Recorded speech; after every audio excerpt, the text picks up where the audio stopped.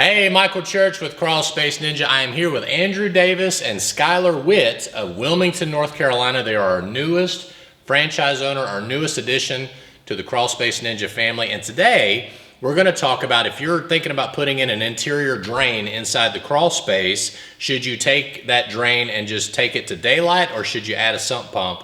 Stay tuned.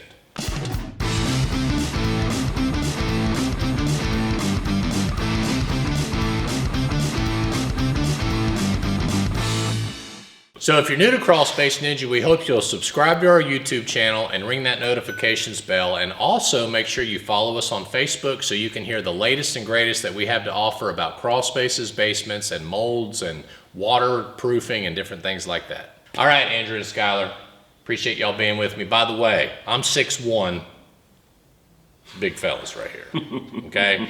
So tell us a little bit about, where you come from and how y'all met and different things like that for everybody. Yeah, so we met in 2009 at Officer Candidate School. We're both United States Marines. We've been friends ever since. We served together for 5 years and then did our own thing in the Marine Corps for the last 5. Now, are you from Wilmington? No, I'm from Arizona, actually. Okay. Originally California. Originally California? Spent a bunch of time though in Wilmington in recent years, about 7 years in total being local. Wilmington, Jacksonville, Hampstead, kind of been all over the place, Michael. Well, first of all, thank you for your service. Appreciate you all. The Bible says there's no greater sacrifice than a man that will lay down his life for his friend. So I know y'all probably were in some intense situations where you had to think about that sort of thing. And you were both officers, obviously Officer Candidate School, OCS. So did you come out of high school and go into the college first and then go into OCS? Is that how that worked? We both took different paths. I enlisted first out of high school, went to college during my enlistment, and then sought an officer commission, and then I'll hand it off to Skylar. And then I actually played a couple years of basketball at a community college, and then after that decided I wanted to commission. Oh, great, wonderful. Wow, that's good. I didn't know that about either one of you, so thank you. I actually applied for OCS and got denied. So appreciate y'all. Y'all have to share with me what you did, because I couldn't get in. All right, so we didn't come here to talk about that, right? We came here to talk about, we had a question from a gentleman. He is putting in an interior French drain inside his crawl space, and of course, nobody likes to buy sump pumps and nobody likes to buy dehumidifiers. I don't know why, but do I need a sump pump? Do I need a dehumidifier? The answer is probably yes and yes, but let's get into this. So he's got an interior French drain.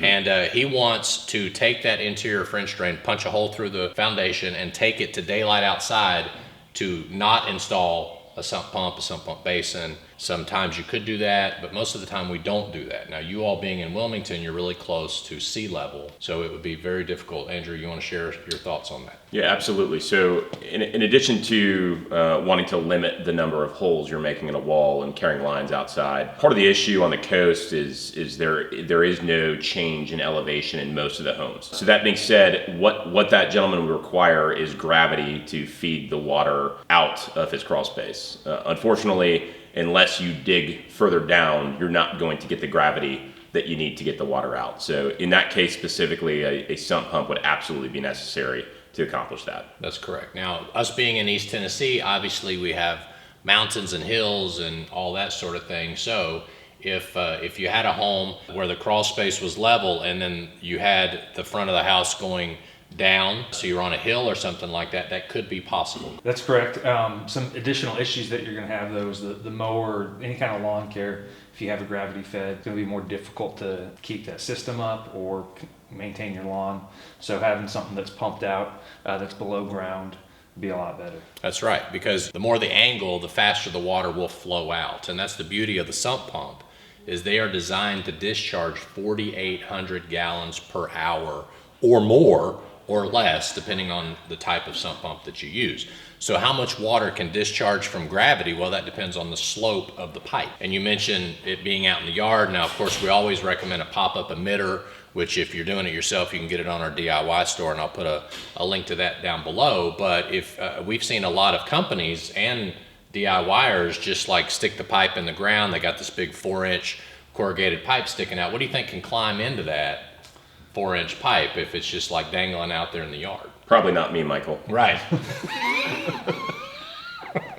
But there are some things, chipmunks love to go in those things, ground squirrels, depending on what part of the country you're in, rats. The pop-up emitter will not only allow the water to escape, but it will keep things from going back in. So that was a great question. Now tell us a little bit more about what's happening in Wilmington. You all are here. This is your second week of training.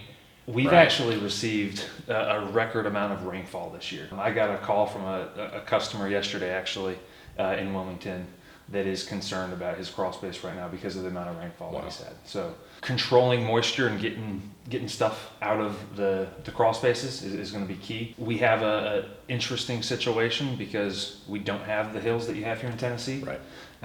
And we have a lot of sand, different soils than you do here. So we're going to have a lot of groundwater because we're at sea level. So being careful on how we do our water management is going to be key.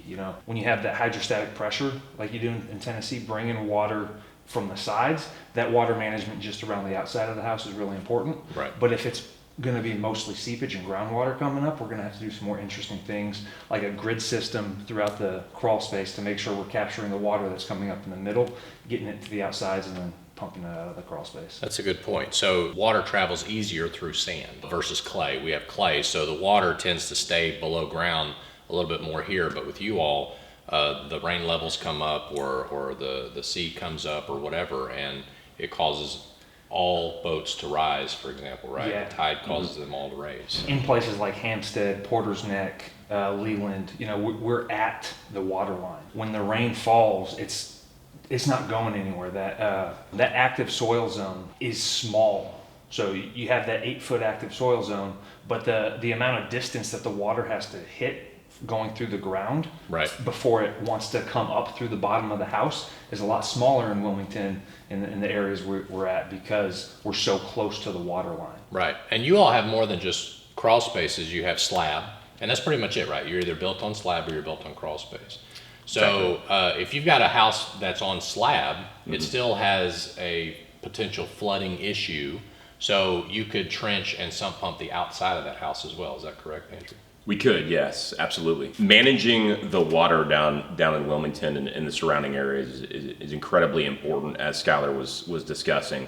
Not just due to the rainfall, but storms that come through, specifically hurricanes in the fall and late summer, are going to cause the groundwater to raise substantially every year. Right. And so going back to the question about the gravity drain, that gravity drain, in addition to critters getting into it, water is going to flow directly back into that drain every time we have a major storm. That's right.